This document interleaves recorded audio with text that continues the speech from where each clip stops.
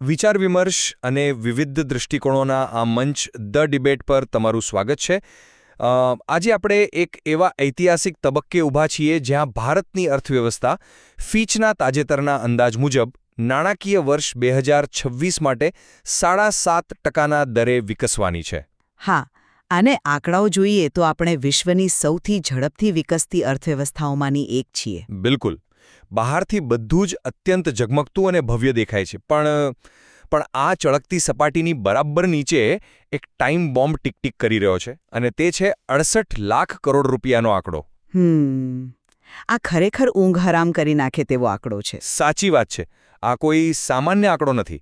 નીતિ આયોગનો fiscal health index સ્પષ્ટ દર્શાવે છે કે આ આપણા દેશના રાજ્યો પર રહેલો સંયુક્ત દેવાનો ડુંગર છે. એટલે આ રકમ આપણા કુલ જીડીપીના લગભગ 23% જેટલી થાય છે. ઓહ, 23%! હા, એટલે આપણી સામે આજે સૌથી મોટો પ્રશ્ન એ છે કે શું રાજ્યો મફતની યોજનાઓ પાછળ આંધળો ખર્ચ કરીને પોતાને જ આર્થિક બરબાદી તરફ ધકેલી રહ્યા છે, કે પછી કેન્દ્ર સરકારે એક એવું માળખું ઊભું કર્યું છે જેમાં રાજ્યોનું નાણાકીય રીતે નિષ્ફળ જવું પહેલેથી જ નિશ્ચિત હતું? હું એવો પક્ષ રજૂ કરું છું કે રાજ્યોની આવકના સ્ત્રોત માળખાકીય રીતે કેન્દ્ર પર નિર્ભર છે અને તેમની સ્વાયત્તતા છીનવાઈ ગઈ છે. જુઓ, હું આ વાત સાથે બિલકુલ સહમત નથી. મારો પક્ષ એ છે કે માળખાકીય મર્યાદાઓ ભલે હોય, પણ રાજ્યોની આર્થિક દુર્દશાનું મૂળ કારણ તેમની પોતાની બિનજરૂરી સબસિડીઓ અને નાણાકીય શિસ્તનો સાવ અભાવ છે. આપણે આ વાસ્તવિકતાનો સ્વીકાર કરવો જ પડશે કે કેન્દ્ર સરકાર ભલે ગમે તેટલી મજબૂત હોય, પણ જો દેશના રાજ્યો જ દેવાના બોજા હેઠળ દબાયેલા હશે ને, તો આ 7.5% વિકાસ દર લાંબો સમય ટકી શકવાનો નથી. એ વાત સાચી. પણ જ્યારે આપણે આ કટોકટીના કારણો વિશે વિચારીએ છીએ ત્યારે લોકો ઘણીવાર એકતરફી વાર્તાને પકડી લે છે કે ભાઈ રાજ્યો પાસે તો આવક જ નથી. તો પછી આ દેવું ઊભું કેવી રીતે થયું? એ જ તો સૌથી મહત્વનો મુદ્દો છે. આ દેવું ઊભું કેવી રીતે થયું તે સમજવા માટે આપણે બંને પક્ષો વચ્ચેના ઐતિહાસિક નાણાકીય સંબંધોને સમજવા પડશે. આપણે આને એક ઘરના ઉદાહરણથી, એટલે કે એક આર્થિક રૂપકથી સમજીએ. ધારો કે એક પરિવાર છે. ઓકે.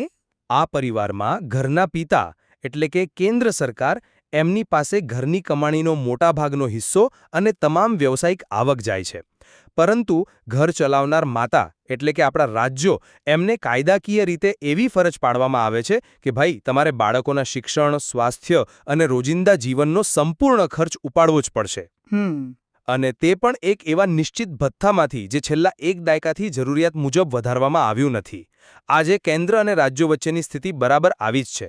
રાજ્યોના કુલ ખર્ચના 60થી 65% હિસ્સો માત્ર નાગરિકોના શિક્ષણ અને સ્વાસ્થ્ય જેવી પ્રાથમિક જરૂરિયાતો પાછળ જાય છે. પણ એ તો એમની જવાબદારી છે ને. એ 20થી 24%ની આસપાસ રહેતી હતી, તે હવે વધીને 23થી 30% સુધી પહોંચી ગઈ છે. જ્યારે તમારી પાસે કમાણીના સાધનો મર્યાદિત કરી દેવામાં આવે અને ખર્ચની જવાબદારીઓ વધતી જતી હોય, ત્યારે રાજ્યો પાસે દેવું કરવા સિવાય કોઈ વિકલ્પ બચતો જ નથી. આ કોઈ શિસ્તહીનતા નથી, આ એક માળખાકીય લાચારી છે. અરે પણ આ સાંભળવામાં અને ભાવનાત્મક રીતે બહુ જ આકર્ષક લાગે છે, પણ હું આ માળખાકીય લાચારીના વિચારને સંપૂર્ણપણે નકારું છું. કેમ? જુઓ, તમે જે પરિવારનું ઉદાહરણ આપ્યું ને, તેમાં જો એ માતા પોતાનું નિશ્ચિત ભથ્થું બાળકોના શિક્ષણ કે સ્વાસ્થ્ય પાછળ ખર્ચવાને બદલે પાડોશીઓને પ્રભાવિત કરવા માટે મફતની ભેટો આપવામાં ઉડાવી દે, તો શું તમે પિતાની આવક વ્યવસ્થાને દોષ આપશો? એ તો વાસ્તવિકતા એ છે કે રાજ્યો કોઈ લાચાર પીડિત નથી. આપણે FRBM એક્ટની વાત કરીએ, એટલે કે fiscal responsibility and budget management act. આ કાયદો સ્પષ્ટપણે કહે છે કે રાજ્યોની રાજકોષીય ખાધ તેમના જીડીપીના 3%થી વધુ ન હોવી જોઈએ. આજે 18 જેટલા રાજ્યોએ આ કાનૂની મર્યાદા પાર કરી લીધી છે. હા, એ આંકડો તો છે. અર્થશાસ્ત્રમાં ઉધાર લેવાનો એક અત્યંત મૂળભૂત સુવર્ણ નિયમ છે.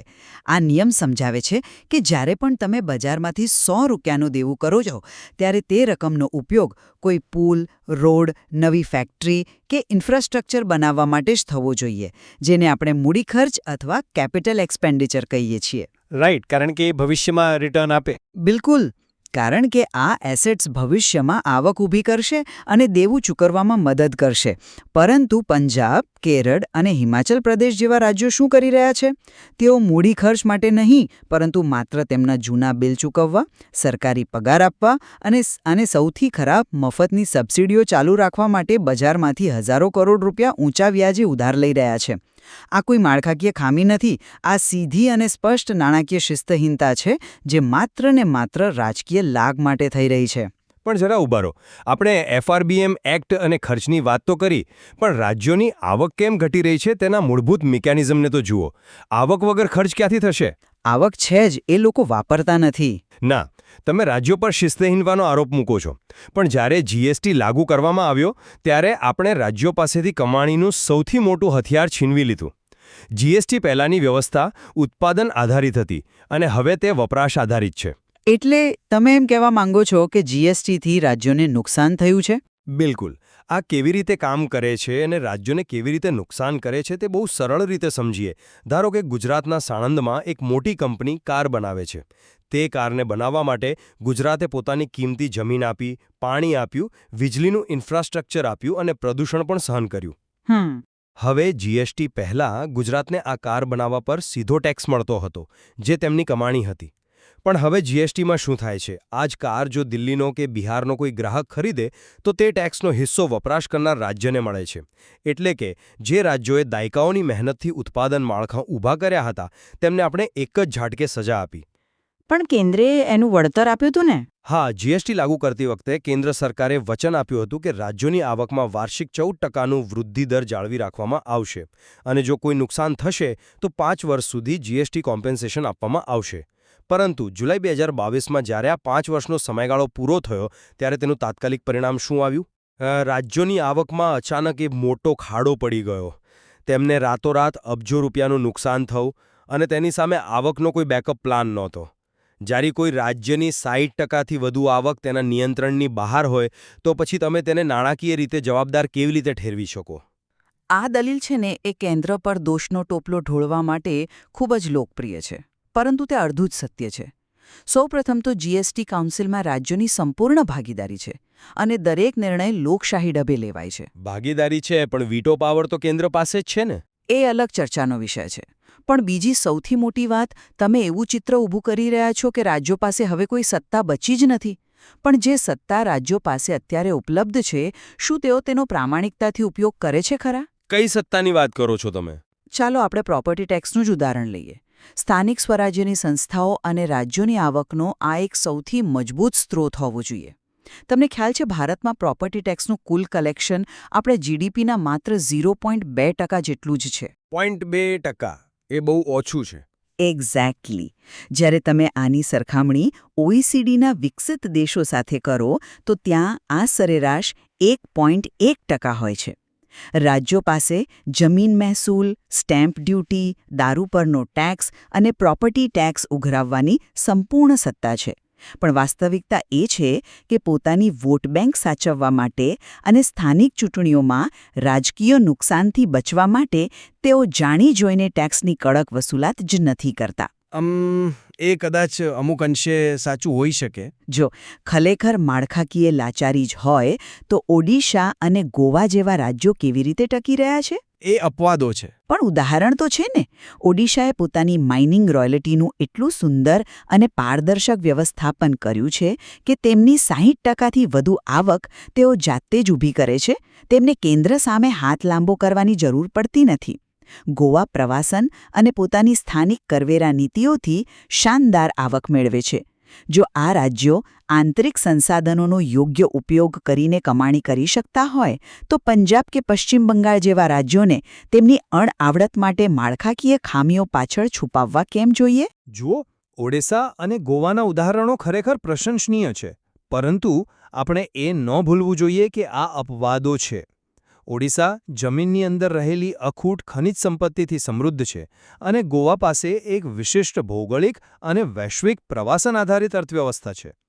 દેશના દરેક રાજ્ય પાસે કોલસાની ખાણો કે વિદેશી પ્રવાસીઓ માટેના દરિયાકિનારા હોતા નથી. હા, પણ પ્રોપર્ટી તો દરેક રાજ્ય પાસે હોય છે ને? બિલકુલ, પણ તમે જે સ્થાનિક ટેક્સ વસૂલવાની વાત કરી તેમાં હું તમને રાજ્યોના વાસ્તવિક ખર્ચનું માળખું સમજાવવા માંગુ છું. તમને ખ્યાલ છે કે ભારતના સરેરાશ રાજ્યોનો 55% જેટલો ખર્ચ ઇનફ્લેક્સિબલ અથવા અપરિવર્તનશીલ છે. ફિક્સ્ડ ખર્ચ. હા, આ ઇનફ્લેક્સિબલ ખર્ચ એટલે શું? તેમાં સરકારી કર્મચારીઓ અને શિક્ષકોના પગાર, નિવૃત્તોના પેન્શન અને જૂના લીધેલા દેવા પરના વ્યાજની ચૂકવણીનો સમાવેશ થાય છે. આ એવા ખર્ચ છે જેને કોઈ મુખ્યમંત્રી ધારે તો પણ રાતોરાત કાપી શકે નહીં. આ નાણાં દર મહિને ફરજિયાત ચૂકવવા જ પડે છે. સાચી વાત. એટલે જ્યારે તમારો અડધાથી વધુ ખર્ચ નિશ્ચિત હોય અને બાકીના પૈસામાંથી તમારે 140 કરોડની વસ્તી ધરાવતા દેશમાં શાળાઓ ચલાવવાની હોય, હોસ્પિટલો ઊભી કરવાની હોય, ત્યારે નવી આવક ઊભી કરવાના સાધનોના અભાવમાં ઉધાર લેવું એ મજબૂરી બની જાય છે. પણ 1 મિનિટ જરા ઊભા રહો અને એક ક્ષણ માટે વિચાર કરો. તમે કહ્યું કે 55% ખર્ચ ઇનફ્લેક્સિબલ છે. મારો સીધો પ્રશ્ન એ છે કે આ ખર્ચને ઇનફ્લેક્સિબલ બનાવ્યો કોણે? શું કેન્દ્ર સરકારે દિલ્હીથી કોઈ કાયદો પસાર કરીને રાજ્યોને આદેશ આપ્યો હતો કે તમે તમારી આર્થિક ક્ષમતા બહાર જઈને ખર્ચ કરો? એવું તો નથી, પણ તો આ ઇનફ્લેક્સિબલ ખર્ચ વધવા પાછળનું સીધું કારણ રાજ્યોની પોતાની લોકપ્રિયતાવાદી નીતિઓ છે. તાજેતરનું જ ઉદાહરણ લો. અમુક રાજ્યોમાં આગામી ચૂંટણીઓ જીતવા માટે જૂની પેન્શન યોજના એટલે કે OPS પર પાછા ફરવાની એક ભયંકર રાજકીય હરીફાઈ શરૂ થઈ. હા, એ એક મોટો મુદ્દો છે. હિમાચલ પ્રદેશ જેવા રાજ્યોએ કોઈપણ જાતના આર્થિક આયોજન વિના માત્ર વોટ મેળવવા જૂની પેન્શન યોજના લાગુ કરી દીધી. આજે પરિણામ શું છે? તેમની હાલત એવી કફોડી થઈ ગઈ છે કે સરકાર પાસે પોતાના વર્તમાન કર્મચારીઓને સમયસર બેઝિક પગાર આપવા માટે પણ પૈસા નથી બચ્યા. આ કોઈ માળખાકીય ખામી નથી. આ સ્વયં ઊભી કરેલી આફત છે. અને જો તમારે મિકેનિઝમ જ સમજવું હોય તો ચાલો હું તમને મફતની યોજનાઓ એટલે કે ફ્રીબીઝ કેવી રીતે અર્થવ્યવસ્થાને ખતમ કરે છે તેની પાછળનું વિજ્ઞાન સમજાવું. પંજાબનું ઉદાહરણ લઈએ. હા, પંજાબનું દેવું બહુ વધારે છે. પંજાબ સરકારની કુલ સબસિડીના 90% માત્ર વીજળી મફત આપવા પાછળ ખર્ચાય છે. આનાથી થાય છે શું? રાજ્યની વીજ વિતરણ કંપનીઓ, જેને આપણે ડિસ્કોમ્સ કહીએ છીએ, તેમની વીજળી પહોંચાડવાના ખર્ચ અને સરકાર તરફથી મળતી અપૂરતી સહાય વચ્ચે પ્રતિ યુનિટ 0.47 રૂપિયાનું સીધું નુકસાન થાય છે. ઓહ, પ્રતિ યુનિટ? હા. હવે આ ડિસ્કોમ્સ કોઈ જાદુથી તો પૈસા લાવશે નહીં. એટલે તેઓ શું કરે છે? તેઓ આ નુકસાનની ભરપાઈ કરવા માટે કમર્શિયલ અને ઔદ્યોગિક એકમો એટલે કે ફેક્ટરીઓ પાસેથી વીજળીનો બમણો ભાવ વસૂલે છે, જેને આપણે ક્રોસ સબસિડાઇઝેશન કહીએ છીએ. અચ્છા, એટલે ઇન્ડસ્ટ્રી પર બોજો વધે. બિલકુલ. પરિણામ શું આવે છે? પંજાબમાં ફેક્ટરીઓ ચલાવવી એટલી મોંઘી થઈ જાય છે કે ઉદ્યોગપતિઓ પોતાનો વેપાર સમેટીને પડોશી રાજ્યોમાં ચાલ્યા જાય છે. ઉદ્યોગો જશે એટલે રોજગારી જશે, અને રોજગારી જશે એટલે રાજ્યની ટેક્સની આવકમાં મોટો ઘટાડો થશે, જે ફરીથી દેવું વધારશે. આ એક ડેથ સ્પાઇરલ છે. રાજ્યો મફતની રેવડીઓ વાંચીને માત્ર પોતાનું જ નહીં પણ રાજ્યના યુવાનોના ભવિષ્યનું પણ નિકંદન કાઢી રહ્યા છે. જો હું સ્વીકારું છું કે ડિસ્કોમ્સની આ ક્રોસ સબસિડાઇઝેશનની સ્થિતિ અને જૂની પેન્શન યોજનાનો મુદ્દો લાંબા ગાળે રાજ્ય માટે આત્મઘાતી સાબિત થઈ શકે છે. રાજકીય લોકપ્રિયતા માટે આર્થિક સ્થિરતાનો ભોગ ક્યારેય ન લેવાવો જોઈએ. બિલકુલ. પરંતુ જો આપણે માત્ર એકબીજા પર દોષારોપણ જ કરતા રહીશું તો આપણે ઉકેલ સુધી ક્યારે નહીં પહોંચી શકીએ. આપણે ભવિષ્યના ઉકેલો વિશે વિચારવું પડશે. મારી દ્રષ્ટિએ રાજ્યોને આર્થિક રીતે સક્ષમ બનાવવા અને આ દેવાની કટોકટીમાંથી બહાર કાઢવા માટે ટેકનોલોજી અને હ્યુમન કેપિટલનો મહત્તમ ઉપયોગ અત્યંત જરૂરી છે. ટેકનોલોજી કેવી રીતે મદદ કરી શકે? આપણે આવક વધારવા કરતાં જે આવકનું ગળતર થઈ રહ્યું છે, રેવન્યુ લીકેજ, તેને અટકાવવું પડશે. જો કોઈપણ રાજ્ય પોતાનું ભવિષ્ય કેવી રીતે ઘડે છે તે તેના યુવાનોને કેવી રીતે તૈયાર કરે છે તેના પરથી.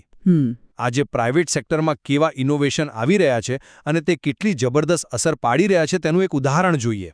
સ્પર્ધાત્મક પરીક્ષાઓની તૈયારી માટે અત્યારે ગુજરાતમાં સાફલ્ય AI, GPSC જેવી સિસ્ટમ્સનો ઉપયોગ થઈ રહ્યો છે. હા, મેં સાંભળ્યું છે એના વિશે. રાઈટ. આ માત્ર કોઈ ઓનલાઈન ક્લાસ નથી, પરંતુ આ એક આર્ટિફિશિયલ ઇન્ટેલિજન્સ આધારિત પ્રેડિક્ટિવ લર્નિંગ મોડેલ છે. તે ડેટાનું વિશ્લેષણ કરીને વિદ્યાર્થીની નબળાઈઓ પહેલેથી જ ઓળખી લે છે, તેને કયા વિષયમાં કેટલી મહેનતની જરૂર છે તેનો ડેટા આપે છે અને તેના માટે સફળતાનો એક ચોક્કસ રસ્તો તૈયાર કરે છે, જેને આપણે બિગિનિંગ ઓફ સક્સેસ કહી શકીએ. હા, આ તો બહુ સ્માર્ટ સિસ્ટમ છે. હવે મારો અહીં મૂળ પ્રશ્ન એ છે કે જો આપણા યુવાનો જીપીએસસી પાસ કરવા માટે આવું પ્રેડિક્ટિવ એઆઈ મોડલ વાપરીને પોતાની નબળાઈઓ દૂર કરી શકતા હોય તો શું રાજ્યોની સરકારો આ જ પ્રકારનું પ્રેડિક્ટિવ એઆઈ મોડલ પોતાના વહીવટમાં ન અપનાવી શકે? એક્ઝેક્ટલી. આપણે ટેકનોલોજી ડ્રિવન ગવર્નન્સ લાગુ કરવું પડશે. એઆઈનો ઉપયોગ કરીને આપણે જાણી શકીએ છીએ કે કયા સેક્ટરમાં ટેક્સની ચોરી થઈ રહી છે, ક્યાં બિનજરૂરી ખર્ચ થઈ રહ્યો છે અને ભવિષ્યના પ્રોજેક્ટ્સનો ખર્ચ કેટલો આવશે. જો આપણે ડેટા આધારિત નિર્ણયો લઈશું તો જ આ લાખો કરોડોના દેવાને નાથી શકાશે. આ એકદમ સચોટ, અદ્ભુત અને સમયસરનું ઉદાહરણ છે. તમે જે મિકેનિઝમની વાત કરી કે જેમ ડેટા વિદ્યાર્થીની નબળાઈ પકડે છે તેમ ડેટા સિસ્ટમની નાણાકીય નબળાઈ પકડી શકે, આ જ સાચી દિશા છે. અને હું આ ઉકેલ સાથે સંપૂર્ણપણે સહેમત છું. ટેકનોલોજી આધારિત સુધારાઓ જ આપણો લાંબા ગાળાનો ઉકેલ છે. આ કોઈ કલ્પના નથી. આનું જીવંત ઉદાહરણ આપણે કેરળ અને ગુજરાત બંનેમાં જોઈ શકીએ છીએ. કેરળ સરકારે પ્રોપર્ટી ટેક્સ અને વેચાણવેરામાં થતી કરચોરી અટકાવવા માટે ફેસલેસ ટેક્સ સિસ્ટમ અને એઆઈ એનાલિટિક્સનો ઉપયોગ શરૂ કર્યો છે. ડેટા જાતે જ ફ્લેગ કરે છે કે કઈ પ્રોપર્ટીનું અંડર વેલ્યુએશન થયું છે. બરાબર. એ જ રીતે ગુજરાતનું ઉદાહરણ પણ નોંધપાત્ર છે. જીએસટી લાગુ થયાના છેલ્લા 8 વર્ષમાં ગુજરાતના ટેક્સ પેયર બેઝમાં 145%નો જંગી વધારો જોવા મળ્યો છે. ખરેખર 145%. હા, આ કોઈ જાદુથી નથી થયું, પરંતુ ટેકનોલોજી, ક્રોસ મેચિંગ ડેટા અને કમ્પ્લાયન્સના કડક અમલનું પરિણામ છે. પરંતુ માત્ર ટેકનોલોજીથી આવક વધારવી પૂરતી નથી. કારણ કે જો વાસણમાં કાણું હશે તો ગમે તેટલું પાણી નાખશો તે ખાલી જ થઈ જશે. એટલે તમે ખર્ચમાં કાપ મૂકવાની વાત કરો છો? હા, રાજ્યોએ તેમની ખર્ચ કરવાની આદતોમાં પણ ધરમૂળથી ફેરફાર કરવો પડશે. આપણે મફતની લાણીઓ સંપૂર્ણપણે બંધ કરીને બ્રાઝિલ જેવા દેશોની જેમ શરતી રોકડ ટ્રાન્સફર એટલે કે કન્ડિશનલ કેશ ટ્રાન્સફર્સની નીતિ અપનાવવી પડશે. આનો અર્થ એ કે નાગરિકોને સરકારી આર્થિક સહાય ત્યારે જ મળવી જોઈએ જ્યારે તેઓ શરતો પૂરી કરે. જેમ કે તેમના બાળકોને ફરજિયાત શાળાએ મોકલે અથવા સમયસર રસીકરણ કરાવે. અને બીજો સૌથી અગત્યનો આર્થિક સુધારો જેની તાતી જરૂર છે તે છે સનસેટ ક્લોઝ. સનસેટ ક્લોઝ એટલે સબસિડીની એક્સપાયરી ડેટ, રાઈટ? બિલકુલ. રાજ્યો જે પણ સબસિડી જાહેર કરે તેમાં કાયદાકીય રીતે સનસેટ ક્લોઝ હોવો ફરજિયાત બનાવવો જોઈએ. જેનો અર્થ એ થાય કે કોઈ પણ સબસિડી ક્યારે શરૂ થઈ અને કયા વર્ષે તે આપોઆપ બંધ થઈ જશે તે પહેલેથી જ નક્કી હોવું જોઈએ. અનંતકાળ સુધી ચાલતી સબસિડીઓ કોઈ પણ રાજ્યની અર્થવ્યવસ્થાને અંદરથી ખોખલી કરી નાખે છે. હા, તમારી આ બંને વાતો, શરતી સહાય અને સબસિડીમાં સનસેટ ક્લોઝ, ખરેખર ગ્રાઉન્ડ લેવલ પર નાણાકીય શિસ્ત લાવવા માટે ગેમ ચેન્જર સાબિત થઈ શકે છે. આપણી આ વિસ્તૃત ચર્ચાના આધારે જો મારે મારા પક્ષનો સારાંશ કાઢવો હોય તો હું સ્પષ્ટપણે કહીશ કે હું એ વાસ્તવિકતાનો સ્વીકાર કરું છું કે રાજ્યો હંમેશા માત્ર કેન્દ્ર સરકારની નીતિઓ અથવા જીએસટીના માળખાને દોષ આપીને પોતાની જવાબદારીમાંથી છટકી શકે નહીં. એ બહુ જરૂરી છે. કેન્દ્ર પરની નાણાકીય નિર્ભરતા ઘટાડવા માટે રાજ્યોએ પોતાના અણવપરાયેલા સંસાધનો પર ધ્યાન કેન્દ્રિત કરવું જ પડશે. પ્રોપર્ટી ટેક્સની ટેકનોલોજી આધારિત પારદર્શક વસૂલાત અને નકામી પડેલી સરકારી જમીનો કે સંપત્તિઓનું મુદ્રીકરણ કરીને રાજ્યોએ પોતાની આવક જાતે જ વિકસાવવી પડશે. સાચી વાત છે. પરંતુ તેની સાથે જ મારો મૂળ મુદ્દો એ પણ રહે છે કે કેન્દ્ર સરકારે સમજવું પડશે કે 140 કરોડની વસ્તીમાં શિક્ષણ, સ્વાસ્થ્ય અને કલ્યાણની વાસ્તવિક જવાબદારીઓ રાજ્યોના ખભા પર છે. અને તે જવાબદારીઓ પૂરી કરવા માટે તેમને પૂરતું નાણાકીય પીઠબળ મળવું જોઈએ. બિલકુલ. અને મારા પક્ષના સારાંશ તરીકે હું એ વાત સ્વીકારું છું કે સહકારી સંઘવાદ એટલે કે કોઓપરેટિવ ફેડરલિઝમ એ માત્ર ભાષણોમાં અને કાગળ પર વાપરવાનો શબ્દ બનીને ન રહેવા જોઈએ. કેન્દ્ર સરકારે પણ રાજ્યોની વાસ્તવિક માળખાકીય મર્યાદાઓ અને તેમની ઐતિહાસિક દેવાની પરિસ્થિતિને ગંભીરતાથી લેવી પડશે. હા. જો કેન્દ્ર ખરેખર ઈચ્છતું હોય કે રાજ્યો વિશ્વસ્તરીય ઇન્ફ્રાસ્ટ્રક્ચર બનાવે અને આર્થિક એન્જિન બને તો તેમને મૂડી ખર્ચ એટલે કે કેપિટલ એક્સપેન્ડિચર ફંડ માટે સક્રિય અને શરત આધારિત સહાય પૂરી પાડવી જોઈએ. આપણે રાજ્યોને આર્થિક રીતે ગુંગળાવીને માત્ર દિલ્હીથી આદેશો આપીને દેશનો વિકાસ ન કરી શકીએ. અને રાજ્યોની નાણાકીય જવાબદારી માટે તમે શું કહેશો? હા, એ મારો છેલ્લો પોઈન્ટ છે. એક મહત્વનો ઉકેલ એ છે કે આપણા દેશમાં એક નિષ્પક્ષ ઇન્ડિપેન્ડન્ટ ફિસ્કલ કાઉન્સિલની તાત્કાલિક રચના થવી જોઈએ જે કેન્દ્ર અને રાજ્યો વચ્ચેના નાણાકીય સંબંધોનું મોનિટરિંગ કરી શકે. અને સૌથી છેલ્લે રાજ્યોએ આગામી 6 મહિનામાં આવનારી ચૂંટણી જીતવાની ટૂંકા ગાળાની રાજકીય લોકપ્રિયતાને ભૂલીને આગામી 6 વર્ષ અને 60 વર્ષના મધ્યમ ગાળાના આર્થિક આયોજન પર ધ્યાન કેન્દ્રિત કરવું જ પડશે. ભૂતકાળની ભૂલો છુપાવવા અને મફતની રેવડીઓ વહેંચવા માટે ઉધાર લેવાનું બંધ કરવું પડશે. ખૂબ જ ઊંડાણપૂર્વકના વિચારો. આ ચર્ચામાં આપણે સમસ્યાના મૂળથી લઈને તેના આધુનિક ઉકેલો સુધીની સફર ખેડી છે અને આ જ સાર્થક વિચાર વિમર્શના અંત તરફ આપણે આવી રહ્યા છીએ. હા, શ્રોતા મિત્રો, આપણે જ્યાંથી શરૂઆત કરી હતી ત્યાં જ પાછા ખરીએ. 7.5% વિકાસ દર અને 68 લાખ કરોડનું દેવું. વિકસિત ભારતનું જે ભવ્ય લક્ષ્ય અને આર્થિક ઇમારતનું સપનું આપણે સેવી રહ્યા છીએ, તે ઇમારતનું શિખર ત્યારે જ આકાશને આંબી શકશે જ્યારે તેના પાયાના તમામ સ્તંભો એટલે કે આપણા બધા જ રાજ્યો આંતરિક રીતે અને આર્થિક રીતે અત્યંત મજબૂત હશે. બિલકુલ. આ માત્ર આંકડાઓની રમત નથી. આર્થિક સ્વાયત્તતા વિરુદ્ધ નાણાકીય શિસ્તનો આ એક અત્યંત જટિલ વિષય છે. આપણે આજે ટેકનોલોજીથી લઈને જીએસટીના મિકેનિઝમ સુધીની વાત કરી, પરંતુ આ વિષયના ઊંડાણમાં હજુ ઘણું બધું સમજવાનું અને જાણવાનું બાકી છે, જે તમારા માટે પણ અભ્યાસનો એક નવો અને રસપ્રદ વિષય બની શકે છે. આપણી આર્થિક ઇમારતના પાયા મજબૂત કરવા માટે અને રાજ્યોને દેવાની જાળમાંથી મુક્ત કરવા માટે ખરેખર કયા અને કેવા સમારકામની જરૂર છે તે અંગે વિચારવાની અને તેને સમજવાની જવાબદારી હવે તમારી છે. સાચી વાત. અમારી સાથે જોડાવા બદલ આભાર. આવજો.